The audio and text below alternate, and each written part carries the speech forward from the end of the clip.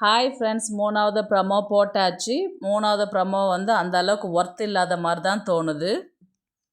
அந்த ப்ரமோவில் வந்து பார்த்தீங்கன்னா விக்ரம், சுபிக்ஷா, கனி தான் வந்து பேசின்னு இருக்கிறாங்க. யாரை பற்றி பேசின்னு இருக்கிறாங்கன்றது பார்த்தீங்கன்னா வியானாவை பற்றி தான் பேசின்னு இருக்கிறாங்க.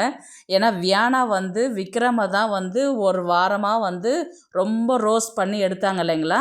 அந்த விஷயத்தை எல்லாத்தையுமே சேகரித்து வச்சுருந்து ஃபுல்லாக ஒப்பிச்சுட்டு இருக்கிறாரு. யாருக்கிட்டனா கனிக்கிட்ட வந்து விக்ரம் வந்து ஒப்பிச்சிக்கிட்டு இருக்கிறாரு.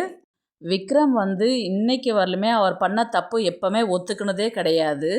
என்ன ரீசன் பார்த்தீங்கன்னா, விக்ரம் வந்து வியானா கிட்ட, எஃப்ஜே கிட்ட பேசி ஒரு கன்டென்ட் குடு அப்படின்னு சொன்னதே வந்து பார்த்தீங்கன்னா விக்ரம் தான். அதனால தான் வந்து வியானாக்கு வந்து விக்ரம பிடிக்கவே இல்ல. வியானா வெளியில போனதுக்கப்புறம் வந்து பார்த்தீங்கன்னா, அவங்க வீட்ல அவங்க அம்மாவே பேசவே இல்ல. ஏன்னா, "நீ பண்ணிட்டு வந்த வேலை எனக்கு பிடிக்கவே இல்லன்ற" மாரி அவங்க வீட்ல வந்து சுத்தமா வியானா கிட்ட பேசவே இல்ல. இவங்களும் வியானா போனதுக்கப்புறம் வந்து பார்த்தீங்கன்னா, சுபிக்ஷா கிட்ட வந்து விக்ரம் வந்து இந்த கன்டென்ட் பத்தியே தான் அவங்க கிட்ட பேசிக்கிட்டு இருந்தாங்க. அதனால தான் வியானாக்கு வந்து விக்ரம பிடிக்கவே இல்ல. ஆக்சுவலா இந்த ப்ரமோ எதுக்குன்னு பார்த்தீங்கன்னா, வியானாவ வந்து ஒரு வில்லியா காமிக்கிறதுக்காக தான் பிபி டீம் பண்ண ஒரு ஒரு ஸ்மார்ட்டான வேலை இது.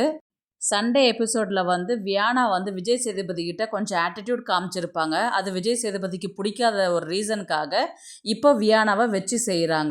நடந்த விஷயத்தெல்லாம் வந்து விக்ரம் வந்து கனிக்கிட்ட சொல்லும்பொழுது வந்து பார்த்தீங்கன்னா, அதுக்கு கனி சொல்கிறாங்க, "அதெல்லாம் ஒர்த்தே இல்லை, அதை பற்றிலாம் நீ யோசிக்காத" அப்படின்ற மாதிரி கனி சொல்கிறாங்க. கனி வந்து ரொம்ப ஒர்த்தான ஆள் இல்லைங்களா, அதனால் அவங்க சொல்கிறத நம்ம கேட்டு தானே ஆகணும். இந்த கான்வர்சேஷன் பற்றி உங்களுடைய கருத்து என்னன்றது ப்ளீஸ் கமெண்ட் பண்ணுங்கள். தேங்க்ஸ் ஃபார் வாட்சிங்.